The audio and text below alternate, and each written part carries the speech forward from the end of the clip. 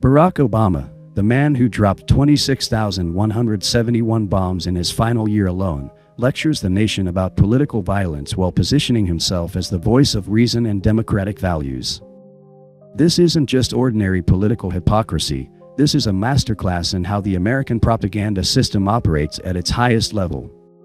Obama represents something far more dangerous than crude authoritarians. He's the smiling face of systematic violence, the reasonable voice that makes barbarism respectable, the Harvard-trained manager who genuinely believes that serving elite power is the same as serving humanity. By the end of this analysis, you'll understand how Obama perfected the art of making Americans feel good about evil. Well, we are certainly at an inflection point, not just around political violence, but there are a host of larger trends that we have to be concerned about. I think it is important for us at the outset to acknowledge that political violence is not new. It has happened at certain periods in our history. But it is something that it is anathema to what it means to be a democratic country. Obama opens with his signature move, the false equivalency wrapped in reasonable-sounding analysis. He's discussing domestic political violence while completely ignoring the systematic state violence that he personally directed for 8 years. This isn't an oversight or hypocrisy in the traditional sense, it's the propaganda system operating exactly as designed. Obama establishes himself as the reasonable voice concerned about violence while systematically excluding the most significant form of violence, state violence, from the bounds of acceptable discourse. When Obama says political violence is anathema to what it means to be a democratic country, he's creating a definitional framework that makes invisible the drone strikes, military interventions, and systematic oppression that define American democracy's actual practice. And regardless of where you are on the political spectrum, what happened to Charlie Kirk was horrific and a tragedy. What happened, as you mentioned, to the state legislators in Minnesota, that is horrific. It is a tragedy. And there are no ifs, ands, or buts about it. Charlie Kirk becomes a worthy victim deserving of absolute moral condemnation for violence against him, while the thousands of civilians killed by Obama's drone program remain unworthy victims who never received this level of moral consideration. Obama's language here is crucial. This kind of absolute moral language was never applied to the children killed in Yemen, Somalia, Pakistan, or Syria under his administration. Those deaths were always contextualized, rationalized, or ignored entirely. The selectivity isn't accidental, it reflects the core function of the propaganda system, which is to direct moral outrage away from state violence and toward threats to the existing power structure. The central premise of our democratic system is that we have to be able to disagree and have sometimes really contentious debates without resort to violence. And when it happens to some, but even if you think they're quote unquote on the other side of the argument, that's a threat to all of us. This statement would be laughable if it weren't so insidious. Obama is lecturing about nonviolence while representing a system that maintains its power through systematic violence both domestically and internationally. The central premise of our democratic system isn't peaceful debate, it's the monopolization of violence by the state and its deployment in service of elite interests. Obama's framing treats individual acts of political violence as threats to democracy while normalizing the infinitely greater violence of the state apparatus. The propaganda system focuses obsessively on retail violence while rendering wholesale violence invisible. A single politically motivated shooting becomes a crisis of democracy, while bombing campaigns that kill thousands become routine policy decisions handled by serious people making difficult choices. And we have to be clear and forthright in condemning it. Now, that doesn't mean that we can't have a debate about the ideas that people who were victims of political violence were promoting. And so I've noticed that there's been some confusion, I think, around this lately.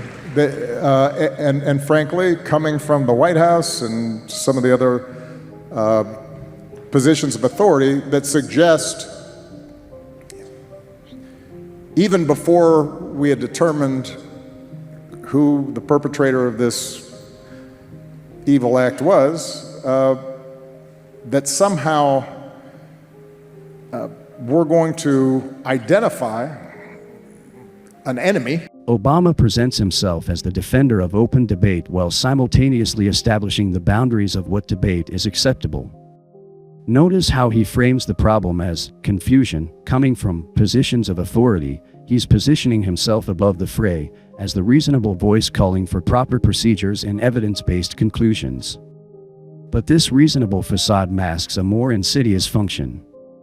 Obama is establishing himself as the arbiter of legitimate discourse while excluding fundamental questions about American power from consideration. He'll defend the right to debate Charlie Kirk's ideas about the Civil Rights Act, but he won't entertain debates about whether America has the right to bomb 7 countries simultaneously or whether the entire structure of American global dominance is legitimate. This is the propaganda system's most sophisticated technique, creating the appearance of open debate while carefully controlling the parameters of what can be debated. Obama isn't suppressing discussion, he's channeling it into safe territory where it can't threaten core power relationships. We're going to suggest that somehow that enemy was at fault, and we are then going to use that as a rationale for trying to silence discussion around who we are as a country and what direction we should go. And that's a mistake as well. The irony here is staggering. Obama spent 8 years systematically silencing discussion about American foreign policy through the most aggressive prosecution of whistleblowers in American history. He silenced Chelsea Manning, pursued Edward Snowden into exile, and prosecuted more journalist sources than all previous presidents combined. But from Obama's perspective, this isn't silencing legitimate discussion, it's protecting national security. This reveals the core of his conditioning as a representative of elite power. Obama genuinely believes that protecting the state's capacity for violence is the same as protecting democracy itself. Whistleblowers who reveal state crimes aren't courageous truth-tellers, they're threats to the democratic process that must be neutralized. And so, look, obviously I didn't know Charlie Kirk. I was generally aware of some of his ideas. I think those ideas were wrong. But that doesn't negate the fact that what happened was a tragedy and that I mourn for him and his family. He's a young man with 2 small children and a wife who obviously, and a huge number of friends and supporters who cared about him. And so we have to extend grace to people during their period of mourning and shock. This passage demonstrates Obama's mastery of what we might call humanitarian rhetoric. He extends grace and empathy to political opponents while maintaining his moral authority to disagree with their ideas. It's a sophisticated performance that positions him as the adult in the room, capable of seeing human complexity while others engage in tribal warfare. But notice what's missing from this humanitarian concern: any equivalent mourning for the children killed by his administration's policies. Obama never spoke with this kind of personal, emotional language about the families destroyed by drone strikes. Those victims were always statistics, collateral damage, regrettable but necessary casualties in the larger struggle against terrorism.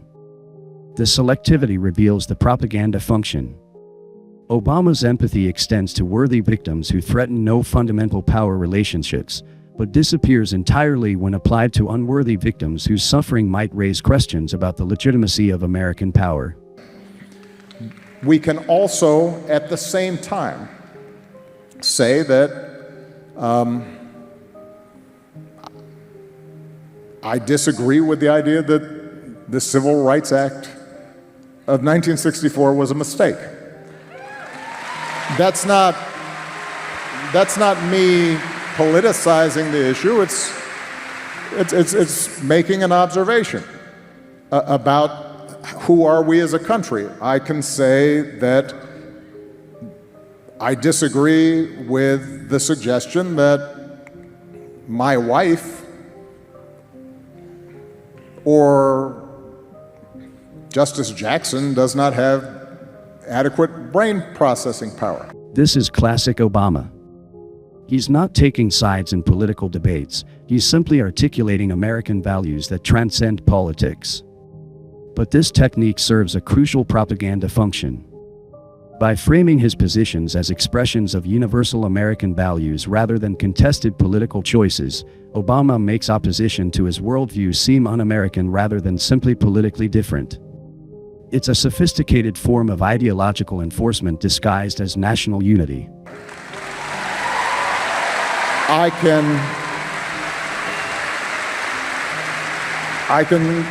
can say that I disagree that Martin Luther King was awful. I can disagree with some of the broader suggestions of that liberals and Democrats are promoting a conspiracy to displace whites and replace them by ushering in illegal immigrants. Those are all topics that we have to be able to discuss honestly and forthrightly, while we still insist that in that process of debate, we respect other people's right to say things that we profoundly disagree with. Obama's choice of examples here is revealing. He focuses on domestic conspiracy theories while completely ignoring the actual conspiracies that his administration participated in: the systematic surveillance of American citizens, the assassination programs, the coups, and interventions abroad. This isn't accidental. Obama is defining the boundaries of legitimate conspiracy discussion in a way that protects state power. It's perfectly acceptable to debunk the replacement theory, but questioning the deep state's actual surveillance and manipulation activities remains beyond the pale. This represents the propaganda system's genius. It encourages critical thinking about powerless conspiracy theories while discouraging examination of actual institutional conspiracies. Obama positions himself as the rational defender of evidence-based thinking while protecting the very institutional secrecy that makes real conspiracies possible. That's how we should approach this. Now, the last point I'll make on this, or building on a point I made earlier,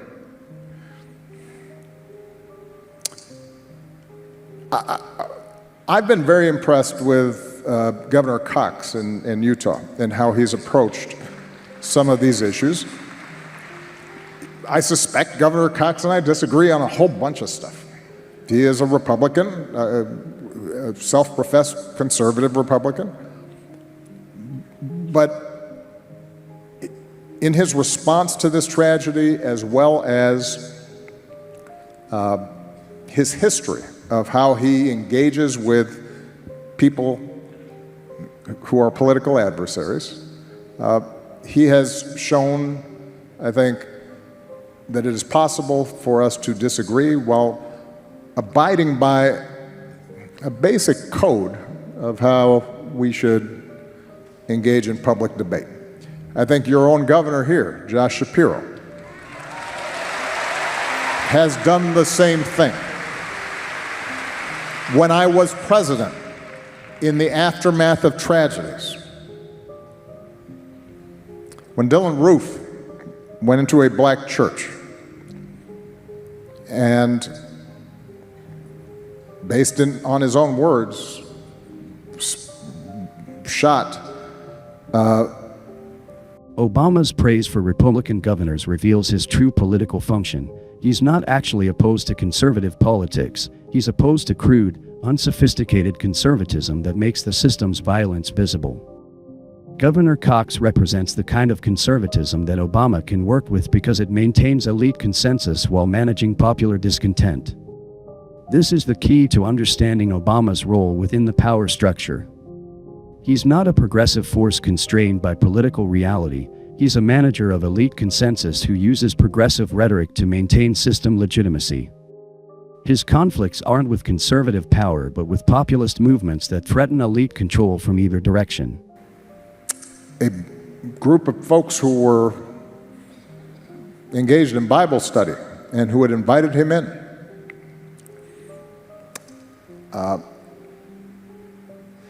and according to him, it was for racist reasons. As President of the United States, my response was not, who may have influenced this troubled young man to engage in that kind of violence, and now let me go after my political opponents and use that. Obama's rewriting of his own presidency here is breathtaking in its dishonesty. He positions himself as the president who didn't use tragedies to attack political opponents, but this completely ignores his systematic use of terrorism fears to justify expanded surveillance, his use of mass shooting incidents to push gun control measures, and his administration's consistent pattern of exploiting crises to expand executive power. More fundamentally, Obama is erasing from history his administration's actual response to domestic terrorism. While he didn't explicitly blame political opponents for Dylan Roof, his administration dramatically expanded domestic surveillance programs targeting right-wing extremists while simultaneously protecting Wall Street criminals and refusing to prosecute CIA torturers. Obama isn't lying in the traditional sense. He's operating within a propaganda framework that makes his own violence invisible to him. From his perspective, expanded surveillance and targeted killing programs aren't political attacks on opponents. They're technocratic policy responses to security threats managed by serious people making difficult decisions. George Bush, again, I don't agree with him on a lot of stuff, but he is a good, gracious man, and one of the, I thought, most commendable things that he did after 9/11, the most horrific thing to happen to the United States during the course of my lifetime, in my memory, in the aftermath of this terrible tragedy, made a point. Obama's rehabilitation of George W. Bush reveals everything about his actual political function. Bush launched 2 disastrous wars based on lies, instituted a torture regime, and created the surveillance apparatus that Obama would later expand. But Obama celebrates Bush as a good, gracious man because Bush managed imperial violence in a way that maintained elite legitimacy. This is the clearest illustration of Obama's role within the system. He's not opposed to imperial violence. He's opposed to imperial violence that's managed so crudely that it threatens system legitimacy. Bush's rhetoric maintained the fiction that American violence is principled and discriminating rather than systematic and brutal. We are going to go after the people who perpetrated this.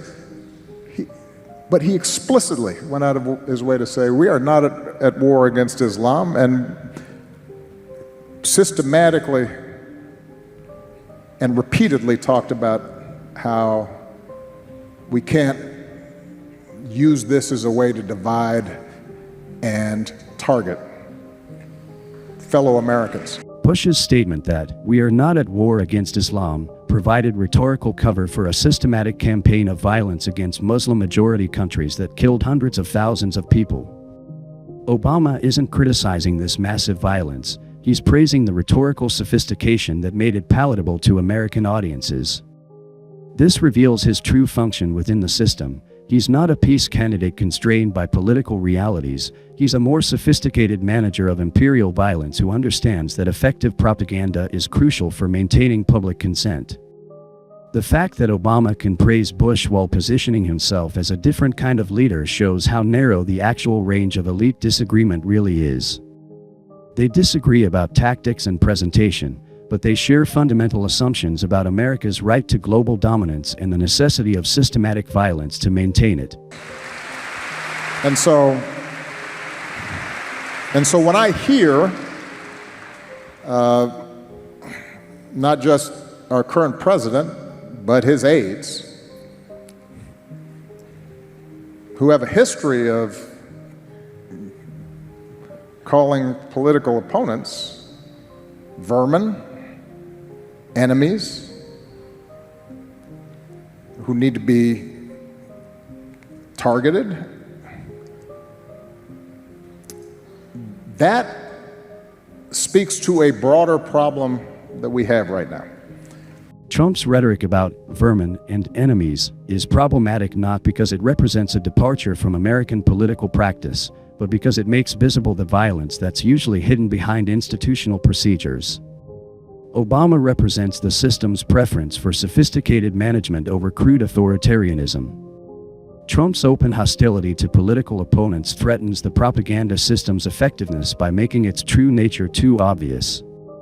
Obama's approach is infinitely more dangerous because it maintains the fiction of democratic legitimacy while systematically destroying democratic accountability. And something that we're going to have to grapple with, all of us, whether we're Democrats, Republicans, independents, we have to recognize that on both sides, undoubtedly, there are people who are extremists and who say things that are contrary to what I believe are America's core values. But I will say that those extreme views were not in my White House. This might be Obama's most dishonest statement in the entire speech. His White House harbored the most extreme views imaginable about American power, that the president has the right to assassinate anyone anywhere in the world based on secret evidence, that the state can monitor all communications of all citizens without warrants, that entire countries can be destroyed to maintain American dominance. But from Obama's perspective, these aren't extreme views, they're necessary policies managed by responsible adults. This reveals the core of his conditioning as a representative of institutional power. Extremism is defined not by the magnitude of violence but by its relationship to elite consensus. Killing thousands with drones isn't extremist because it's done through proper institutional channels with legal cover. I wasn't embracing them.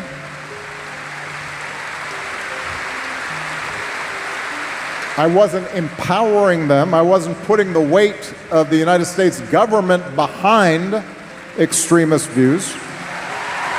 And that is when we have the weight of the United States government behind extremist views, we've got a problem. The cognitive dissonance here is staggering. Obama put the full weight of the United States government behind the most extremist interpretation of executive power in American history. He claimed the right to kill American citizens without trial, to wage war without congressional authorization, and to operate a global assassination program based on secret kill lists. But because these extremist views were packaged in constitutional law language and implemented through established bureaucratic procedures, Obama doesn't recognize them as extremist at all. This is the propaganda system's most sophisticated achievement, training intelligent people to genuinely believe that systematic violence becomes legitimate when it's managed through proper institutional channels. And so your original question is, are we at an inflection point? We're at an inflection point in the sense that we always have to fight for our democracy. And we have to fight for those values that have made this country the envy of the world. Obama's invocation of democracy here is pure propaganda.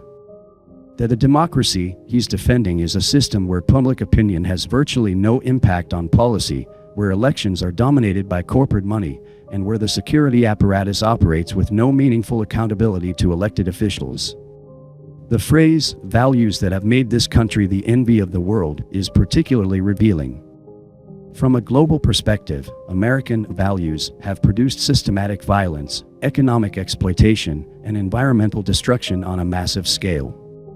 The idea that the world envies American values is pure imperial mythology that can only be maintained by completely ignoring how American power actually operates internationally. And I often say democracy is not self-executing. It depends on us as citizens, regardless of our political affiliations, to stand up for certain core values, because otherwise we may not have them. Obama's final appeal to citizen responsibility serves a crucial propaganda function. It places the burden for democratic failure on ordinary citizens while protecting the institutional structures that prevent democratic accountability. If democracy fails, it's because citizens didn't stand up for the right values, not because the system is designed to serve elite interests regardless of popular preferences. This is classic victim blaming disguised as inspiring rhetoric. Obama is telling Americans that democracy is their responsibility while representing a system that systematically excludes their voices from meaningful decision-making.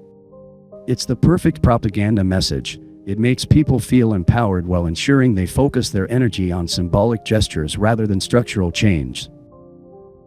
What we've witnessed is not political analysis. It's a war criminal lecturing the world about violence while his hands drip with the blood of thousands. Barack Obama perfected the art of making Americans feel good about systematic slaughter. Let's be absolutely clear about what Obama actually did during his presidency. He authorized the murder of thousands of people through drone strikes, including hundreds of children. He turned Libya into a failed state where slave markets now operate openly. He armed jihadists in Syria, prolonging a civil war that killed 500,000 people. He deported more immigrants than any president in history while smiling for cameras with crying children.